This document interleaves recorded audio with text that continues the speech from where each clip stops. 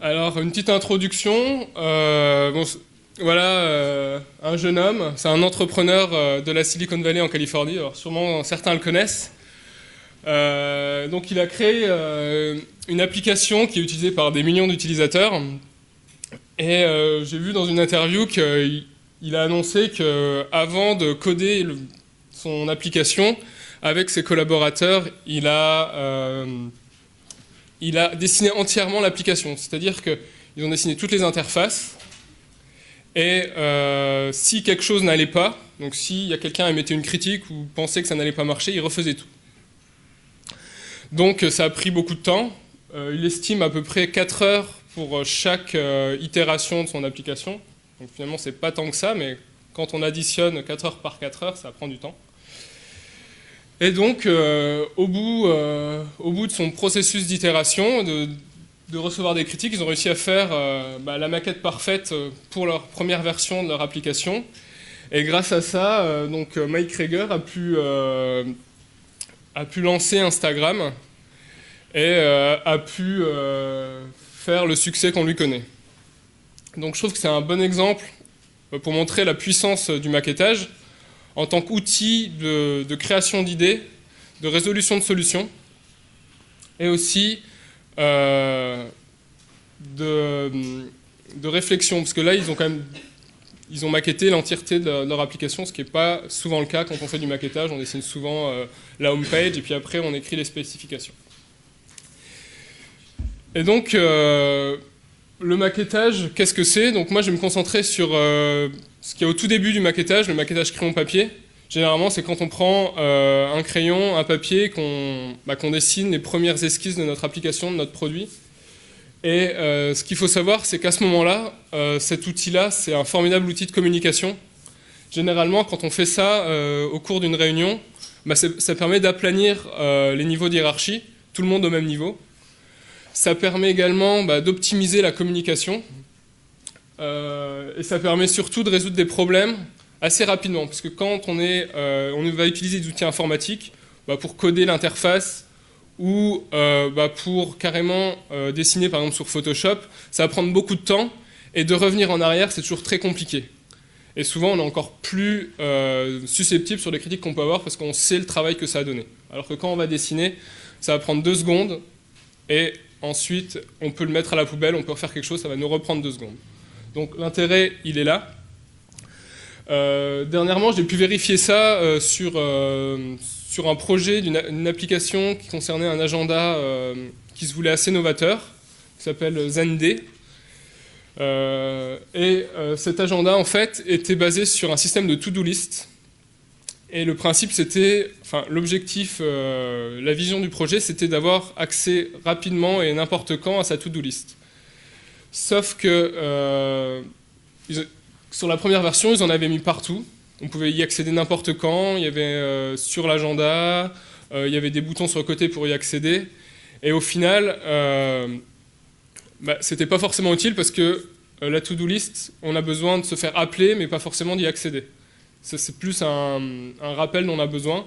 Et en faisant une séance de maquettage, on a pu constater que finalement, c'était pas un écran principal, et que c'était plus quelque chose à mettre dans le flow continu de l'utilisation de l'application.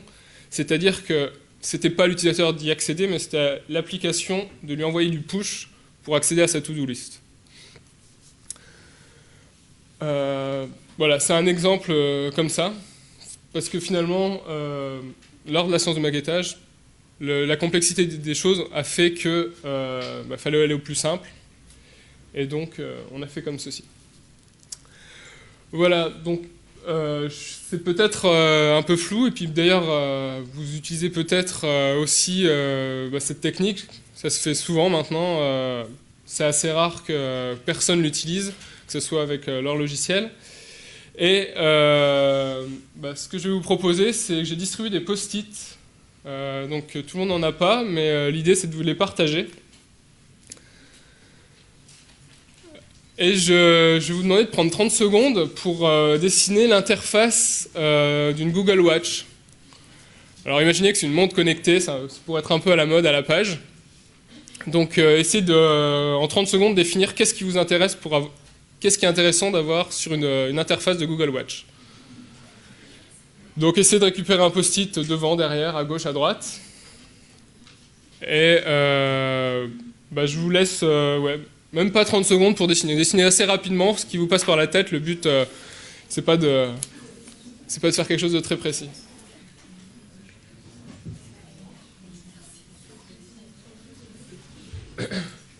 Donc ce qui est important, c'est de se concentrer sur deux, trois objectifs liés à cette montre. Qu'est-ce que vous voulez en priorité et quelle est l'option secondaire qui vous sera utile. Si vous avez déjà ces deux choses-là, vous pouvez faire quelque chose.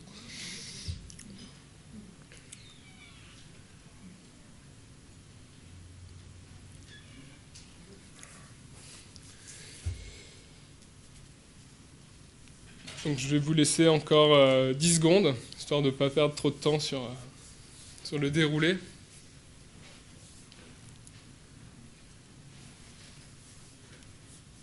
Donc pour ceux qui arrivent, j'ai distribué des post-it. Et si vos voisins de devant ou derrière peuvent vous en donner, vous pouvez participer. Donc le but, c'est de dessiner l'interface de la Google Watch, d'une Google Watch, d'une montre connectée. Donc mettez ce qui vous passe par la tête.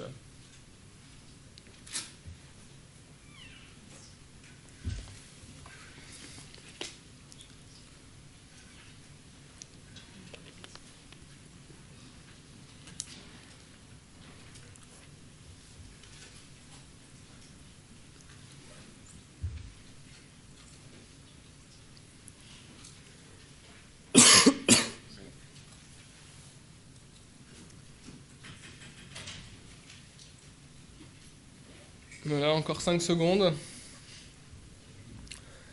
Voilà, le but n'est pas de faire comme Mike Krieger et de développer l'intégralité, enfin de dessiner l'intégralité de l'application. Voilà, donc vous pouvez vous arrêter là. Et maintenant, vous allez échanger vos post-it avec votre voisin de gauche, de droite, de devant ou derrière.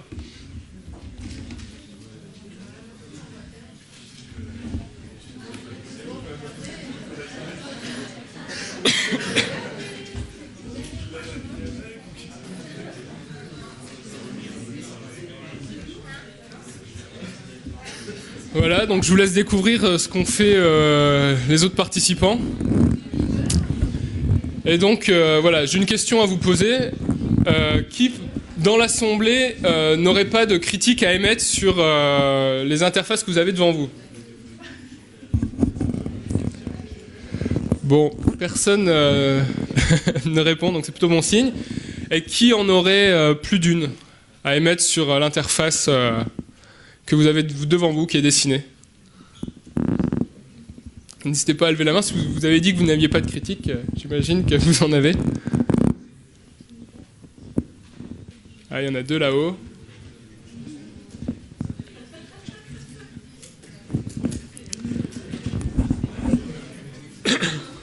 Donc les autres, vous n'avez pas d'avis, c'est ça? Vous avez répondu à la troisième case, oui, non, pas d'avis. Bon, eh bien, si vous avez émis des critiques, sachez que c'est tout à fait normal. C'est un processus de découverte classique. C'est un processus cognitif qui est utilisé par tout le monde.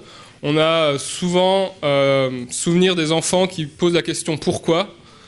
Et ben, quand on critique, c'est exactement ça. C'est qu'on va poser la question « pourquoi ça marche comme ça ? Pourquoi le bouton il est en haut ? Pourquoi le bouton il est en bas ? Pourquoi c'est bleu ? Pourquoi c'est vert ?» Donc c'est quelque chose d'assez normal qui permet de se familiariser avec quelque chose de nouveau. Donc si vous émettez pas de critique, c'est que vous êtes soit pas intéressé, peut-être comme là, soit que vous êtes d'accord avec ce qui est fait. Mais souvent, on a toujours quelque chose à se reprocher ou à reprocher à l'application qu'on a devant nous, pardon. Et je sais pas, je pense que vous avez tous souvenir de quand on récupère un nouveau produit, la nouvelle version de Windows ou la nouvelle version d'Office. Souvent, y a toujours quelque chose qui va pas. Le réflexe, c'est de dire qu'on préférait ce qu'il y avait avant parce qu'on avait l'habitude de l'utiliser. Et puis, au fil de l'eau, finalement, on arrive encore à s'adapter et à l'utiliser, et ça devient la nouvelle norme. Donc, le processus de critique, pardon, ça permet de s'adapter au produit, de se l'approprier. Ça fait partie des processus normaux. Mais quand vous émettez des critiques, souvent, vous n'êtes pas forcément juste, ou vous êtes sous le coup de l'émotion. Et c'est ça que je vais essayer de vous amener, c'est de savoir vous organiser pour émettre des critiques suffisamment pertinentes pour que vos collaborateurs puissent construire autour de ça. Parce que l'intérêt, c'est, pour ceux qui émettent de la critique, c'est de découvrir le pourquoi du comment, mais pour ceux qui la reçoivent, c'est de rentrer dans un processus de collaboration qui va permettre à la fin de sortir un produit ou un service qui va être pertinent. Donc, alors, je ne sais pas comment vous procédez, mais moi, quand j'émets des critiques, quand je fais mon travail d'ergonome, la première critique que je vais faire, ça va être une critique neutre.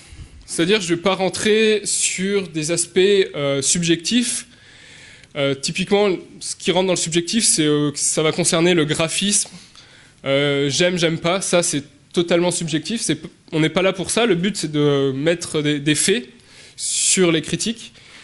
Et j'ai par exemple sur des applications mobiles et tactiles, souvent les critiques que je mets souvent en avant, c'est la taille des boutons d'interaction, ou la taille des zones d'interaction.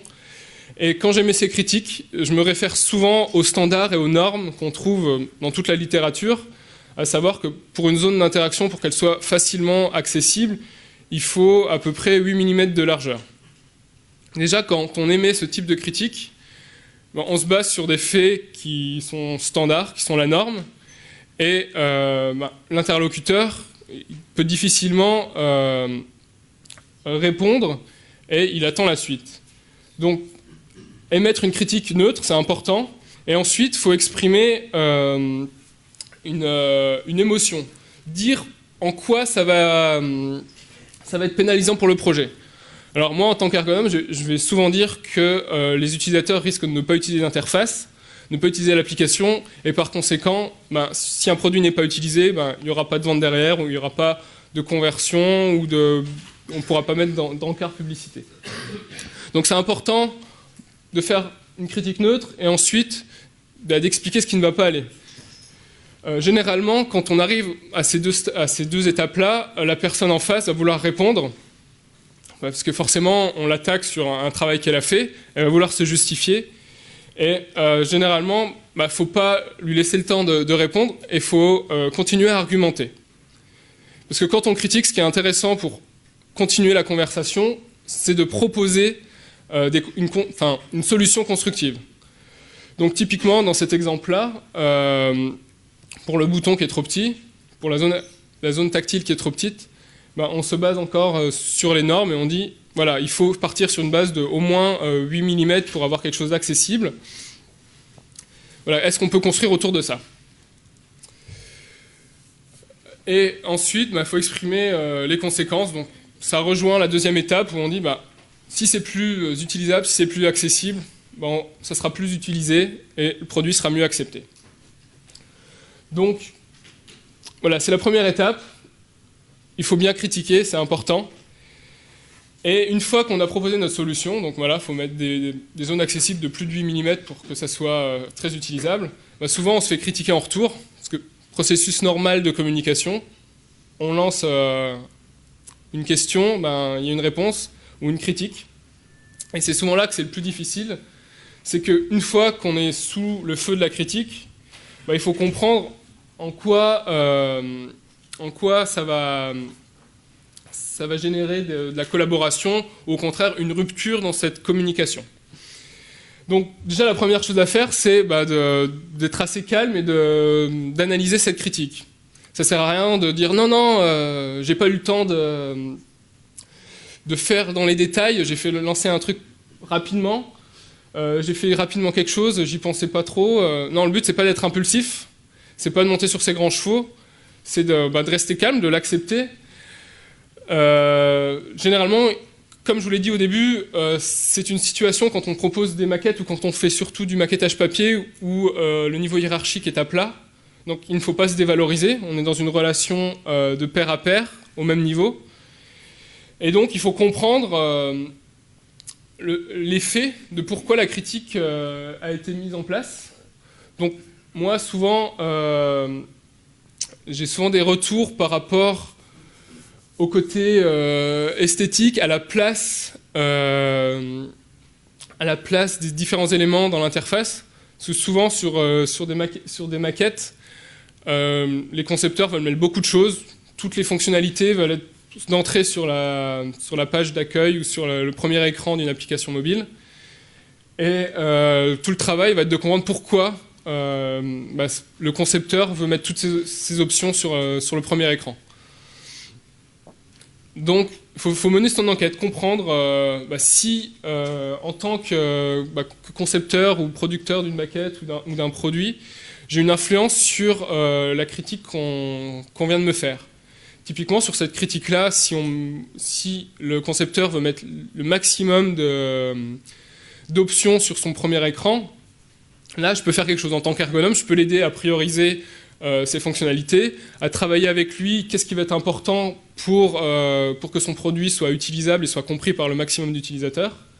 Ça, c'est quelque chose que je peux faire. Par contre, si lors de votre analyse, vous comprenez que finalement, c'est une critique qui ne va pas être constructive, que la personne qui va l'émettre, finalement, ne croit pas au projet ou une dent contre vous, ça arrive, là, ça ne sert à rien de continuer, il faut répondre de manière à remettre les pendules à zéro. Je pense que vous avez toujours... je pense que vous avez eu souvent ce cas-là, c'est quand vous êtes sur des gros projets, il y a toujours à un moment une personne qui arrive dans le projet, vous ne savez pas d'où elle sort, vous êtes en train de montrer les dernières interfaces de l'application pour laquelle on vous a embauché. C'est souvent sur les appels à projets pour des organismes publics, dans ma propre expérience. Donc cette personne arrive et pour une raison X ou Y, elle n'est soit pas impliquée dans le projet, soit elle était contre le projet, elle voulait placer quelqu'un d'autre sur le projet. Et donc elle va émettre des critiques, elle ne va pas aimer la couleur, elle ne va pas aimer la philosophie de l'enchaînement des interfaces. Et là, il n'y a pas grand-chose à faire. Soit vous l'esquivez, c'est-à-dire vous lui dites « oui, c'est votre opinion, c'est possible que vous ayez raison, mais dans ce cas-là, vous n'allez pas rentrer dans un processus de collaboration et vous n'allez pas construire avec elle. » Alors des fois, sur des projets, comme je viens de le dire, c'est une personne qui va arriver une fois et que si elle n'a pas beaucoup de poids dans l'organisme, c'est mieux de faire ça et vous savez que finalement vous n'allez jamais travailler avec elle et c'est mieux de ne plus jamais la rencontrer. Mais par contre, si vous êtes dans une relation directe avec les concepteurs et que vous faites partie prenante du processus de création et que le but c'est de garder la relation, le mieux c'est de mettre tout de suite les choses à plat et également d'émettre aussi vous de votre côté une critique négative. C'est-à-dire, typiquement sur ce genre de cas, où une personne commence à émettre une critique négative, alors qu'elle n'a pas forcément d'implication dans le projet, mais que vous devez quand même l'avoir avec vous, peut-être pour le vendre à la fin ou quelque chose comme ça. Le mieux, c'est de simplement dire que vous n'êtes pas maître non plus de qui a sélectionné le projet, mais qu'elle est autant responsable que les autres membres du groupe de conception. J'espère que vous comprenez un peu le concept. Le but, c'est vraiment de se remettre au même niveau, qu'il n'y ait pas de dévalorisation ou de remise en cause. Mais généralement, quand on est sur un projet comme le projet d'Instagram ou quand je travaille avec des startups par exemple, souvent là on va mettre des critiques constructives. Et une critique constructive, comment on l'interprète? Généralement, comme je l'ai dit tout à l'heure, une critique c'est basé sur des faits qui sont concrets et généralement il faut les accepter. Ça sert à rien de les prendre à défaut. Si la critique est est bien établi et bien argumenté, il faut l'accepter. Et le but après, c'est de ne pas répéter les erreurs.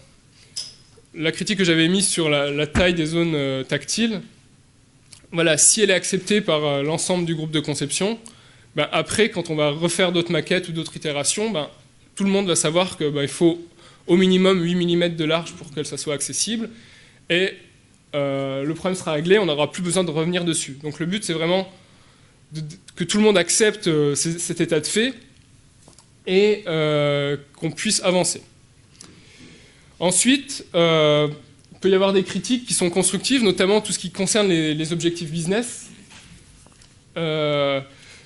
Et généralement, ça peut être là que ça coince, parce que vous, en tant que concepteur, ou moi, en tant qu'ergonome, on n'a pas forcément les mêmes objectifs que la société pour laquelle on va travailler. Et là, le principe, c'est d'être responsable. Alors, je ne sais pas si vous connaissez Mike Montero, c'est un web designer que j'ai rencontré l'année dernière lors d'une conférence à Paris Web. Et lui, son credo, c'est de dire, en tant que web designer, on est responsable. Mais là, c'est pareil. Quand vous allez émettre une critique, vous êtes responsable de la continuité de la collaboration. Donc, si vous travaillez pour des organismes pour lesquels vous n'êtes pas, on va dire, sur le même plan politique, eh ben, le mieux, c'est de dire que vous n'êtes pas d'accord et limite d'arrêter le projet. Ou de renégocier quelque chose derrière. Ça se fait souvent quand vous devez rajouter une option, par exemple, et que vous n'avez plus de budget. Là, c'est mieux de dire « non, on ne peut pas le faire », parce que ce n'est pas prévu sur le plan, et de discuter et de négocier pour récupérer du budget pour faire cette option-là. Voilà. Donc, généralement, le but, c'est de garder son calme pour pouvoir être toujours sur le même pied d'égalité et de pouvoir collaborer. Car c'est ça qui est le plus important quand on va maqueter, c'est de pouvoir toujours collaborer tout au long du processus. Alors j'avais aussi envie de vous montrer de manière un peu plus théorique comment ça se passait. Parce que je viens de la psychologie et de la psychologie cognitive. Et je trouvais intéressant de vous présenter rapidement le concept de boucle cognitive de créativité qui se joue lors des processus de création, des processus de maquettage. Cette boucle cognitive est basée sur le concept de cognition distribuée, c'est-à-dire que cette théorie place l'humain et la conception de cet humain autour de son écosystème. C'est-à-dire que quand on va créer quelque chose, on ne le fait pas tout seul dans son coin avec son cerveau. Non, c'est un processus qui va lier à la fois le cerveau, ce qu'on va écrire, comment on va le faire. Donc si vous utilisez un crayon et du papier, ou si vous utilisez Balsamiq, c'est un outil de maquettage, ou Axure, vous n'allez pas faire le même rendu que si vous utilisez un autre outil. Et de même, suivant avec qui vous allez collaborer, vous n'allez pas rendre le même produit. Typiquement, le petit exercice que je vous ai demandé, vous l'avez fait rapidement, sans beaucoup de conviction, et au final, vous n'aviez pas trop d'avis sur ce que les autres avaient fait ou ce que vous aviez fait vous-même. Mais si vous étiez dans un vrai groupe de conception, là, vous y auriez mis plus de cœur, vous auriez mis plus d'objectifs, parce qu'il fallait vendre votre idée.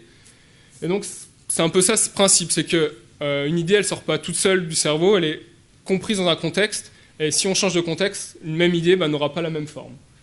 Et c'est en ça que le maquettage crayon papier va différer, et que chaque itération va être finalement différente, et va permettre de résoudre des problèmes et de créer de nouvelles idées.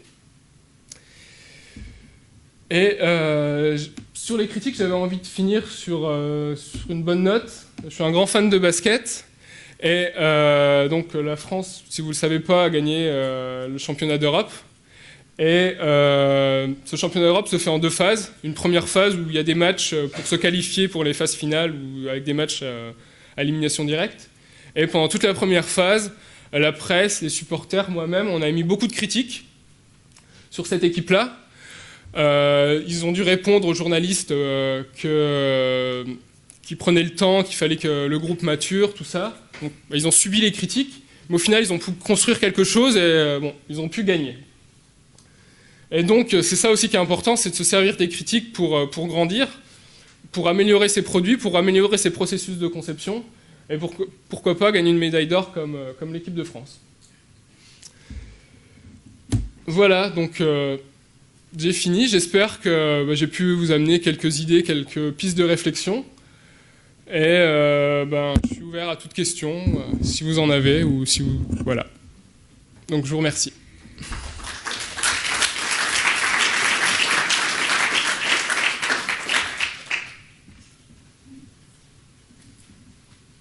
Oui. Qu'est-ce que vous utilisez comme outil de maquettage ? Alors j'utilise Balsamiq Mockup. C'est un produit qui est fait sous Adobe Air et qui permet de faire des wireframes très rapidement. Et ça se rapproche plus finalement du maquettage papier que de quelque chose de très précis. Balsamiq Mockup. Et Balsamiq avec un Q à la fin, c'est tout. Ouais. Oui.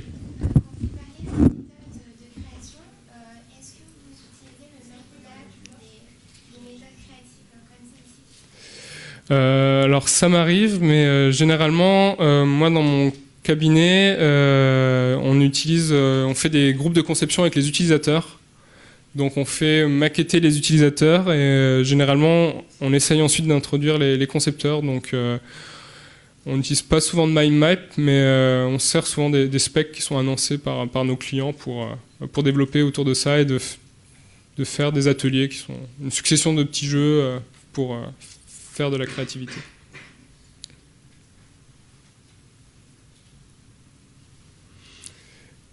Est-ce qu'il y a un type de personne créative plus que d'autres ?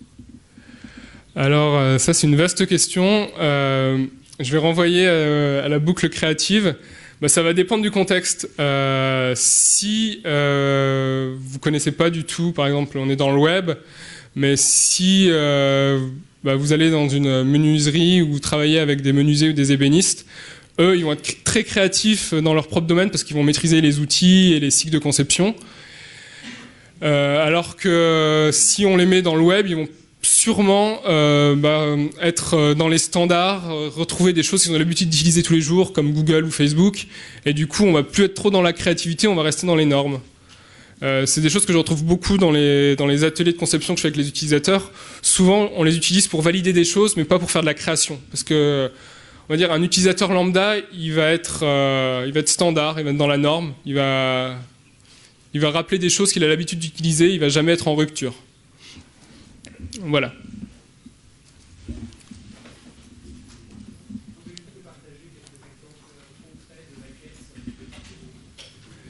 Alors dernièrement, donc c'est presque pas du web, je travaille sur un projet de rénovation de poste de supervision dans une centrale nucléaire.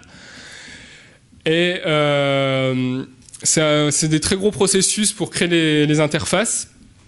Et une des problématiques, c'est qu'on a des spécifications et on a très peu de retours sur les utilisateurs. Et donc on ne sait pas finalement comment ils vont fonctionner, quels sont leurs modes de fonctionnement, quels sont leurs comportements. Et il y a très peu de retours d'images. Donc les concepteurs, quand ils ont eu ces spécifications, ils ne savaient pas trop comment faire. Ils utilisaient WPF et puis XML pour faire ces interfaces.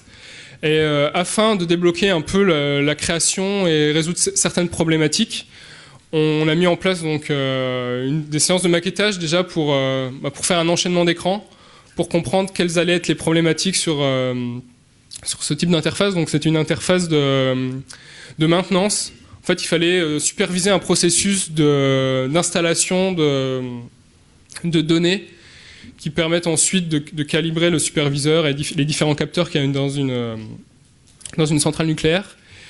Et la problématique qui était revenue, c'était est-ce qu'on fait tout automatique, c'est-à-dire que l'utilisateur va appuyer sur un bouton et il va regarder des infos s'afficher, ou est-ce qu'on va le faire étape par étape, où à chaque étape, on va demander à l'utilisateur d'appuyer sur un bouton pour lancer l'étape suivante.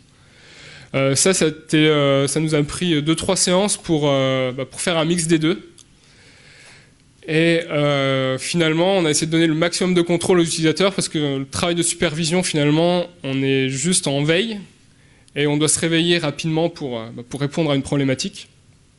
Et quand tout est trop automatique, finalement, les opérateurs risquent de s'endormir. Et donc, suite aux différentes séances qu'on a fait, il y avait des gens qui étaient pour faire tout automatique. Donc c'était une seule interface, un seul écran avec un bouton et avec des logs qui apparaissaient pour superviser, puis un seul bouton pour annuler le process. Et d'autres avaient fait une sorte de wizard où il y avait le détail de chaque étape avec vraiment de l'information et de la description autour de chaque étape pour que l'utilisateur se sente impliqué dans le processus, qu'il reste attentif et qu'il ne s'endorme pas au bout d'une heure lors de l'installation.